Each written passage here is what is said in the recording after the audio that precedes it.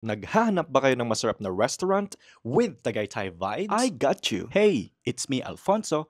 Tara, at samahan niyo ako kumain dito sa Salakot Alfresco Dining and Cafe. Located pala to sa Silang Cavite, along Tagaytay to Silang Highway. Oh, di ba? Ang galing. Meron pa silang pakubo-kubo dyan. Nakita ko din yung souvenir shop nila. They also have local delicacies for pasalubongs. Tara, umorder na nga tayo. Kay gutom na kaayo. And this is their menu. Naguguluhan talaga ako dito kasi ang daming mapagpilian. And after a few minutes, ice cream kayo dyan. Ay, sorry naman po. Ginagamit pala yung bell para tawagin yung waiter. And yung waiting time dito sa order is 20 to 30 minutes.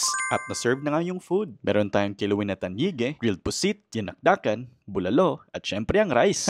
Taste test for bulalo muna. Ang sarap. Sobrang lambot ng beef. Next is yung grilled pusit. Time for subo. Sa tingin ko na-overcook yung pusit kasi medyo matigas at chewy pa. Next, kilawin na tanige. Konting rice, and here we go. Ang napansin ko lang dito guys, sobrang asim din niya. But the flavor is good kasi mahilig din ako sa onions. Last but not the least, ang dinakdakan. For the three... ang masasabing ko lang is wow. The texture is there, the crispy pork, and the mayonnaise just subsides perfectly in your mouth. Wow, sana all English. Don't forget to like and follow for more food ventures. At dito na nagtatapos ang video ko. Hanggang sa muli, paalam!